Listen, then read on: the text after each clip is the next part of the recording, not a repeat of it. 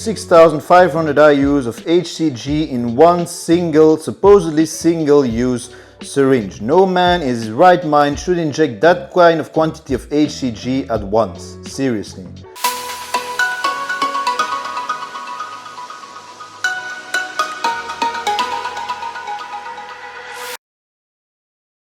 What's up folks, it's Uranus, we're in Brussels. Welcome to another video. Quick video today about the difference between synthetic HCG and bioidentical HCG. Not every form of human chorionic gonadotropin is the same. And does it even matter for us guys on hormonal replacement therapy?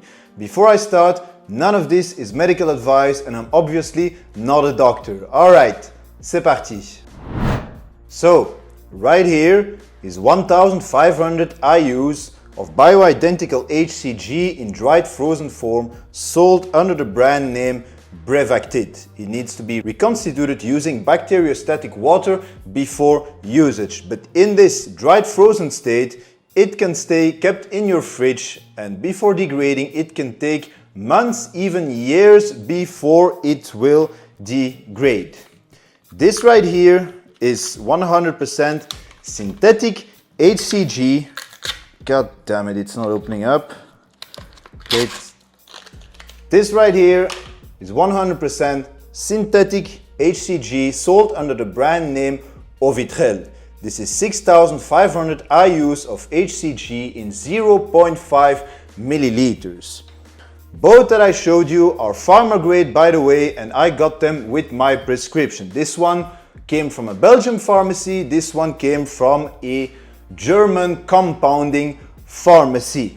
Now, this one is chemically identical to what is normally produced in the body. It is actually extracted from the urine of pregnant women, probably German pregnant women. This one was 100% made in a lab using DNA recombinant technologies. Now, why is this important? Because in males with functioning testicles, HCG will mimic LH or luteinizing hormone, the hormone that is normally sent by your pituitary gland towards your testicles, and in return they produce sperm and testosterone. In males, it can be used as a form of hormonal replacement therapy, like ours on HCG monotherapy for a couple of years, but it is also used for fertility purposes, for example, for keeping your testicles alive while you are on testosterone replacement therapy. In females, it is also used for fertility purposes. From my own experience, and I've had a lot of experience with HCG because I was on HCG monotherapy for more than 2 years and now I'm using it alongside testosterone replacement therapy, bioidentical and synthetic. They both work just the same. My testicles down there, they're not very difficult and they have the same effect with both forms of HCG. It's important for fertility purposes. If you are on testosterone replacement therapy and you still want to have some swimmers down there, you are going to have to use some form of HCG to keep your testicles alive. The only difference and the biggest annoying point for me is that, well, the bioidentical one comes in dried frozen form and it's much easier to transport and to travel with. This synthetic one is liquid and it needs to be refrigerated at all time. If I'm going to the other side of the world and I'm in transit for more than 24 hours, I take this with me. It stays in dried frozen form. There isn't any risk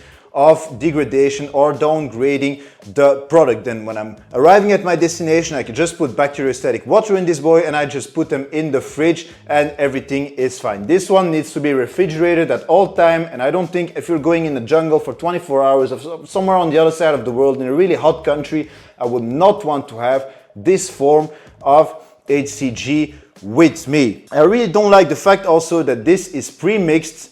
It's supposedly single use, like 6,500 IUs of HCG. It's single use in 0.5 milliliter. Now, I don't know about you guys, but I don't know any guy that should inject 6,500 IUs of HCG at once, because you're really going to have a lot of side effects. For women stimulating ovulation, it might perfectly be fine, but for dudes, no one should inject 6,500 IUs at once. And if you want to microdose, it isn't even possible because it's pre-mixed in 0.5 milliliters. And if you want to take, for example, 500 IUs out of this shit, it would mean 0.038 milliliters every injection. Good luck with that. One important thing to note, and something I learned from the medical world and feedback I received from endocrinologists, is that bioidentical HCG works better on women for fertility purposes. It works better on women than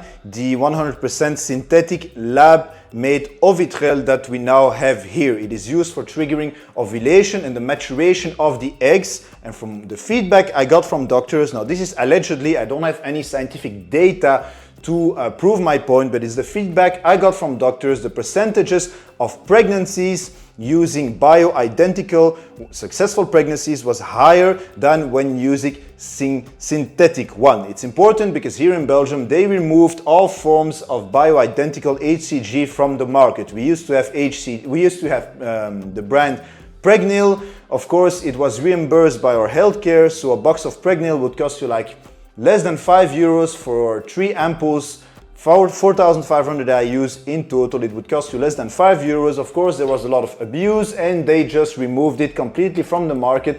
And now you are left with single-use syringes of 6,500 IUs of Ovitrel. But like I said, in my experience, for guys like me on testosterone replacement therapy, one form or the other, they both will function the same. There is virtually no difference. They both will provide the same testicular stimulation, they both will provide the same testosterone production, and more importantly, they both will provide the same semen production. The only difference is that this one is going to be a lot harder to microdose than this one, and also it is a lot more expensive, like everything these days, than the previous versions of Pregnil that we used to have here in Belgium. Alright guys, this was my take on synthetic versus bioidentical HCG. Let me know in the comments what you thought of the video, and if you are on HCG, kindly do the YouTube things, like and subscribe, and I'll catch you on the next one. Uranus out.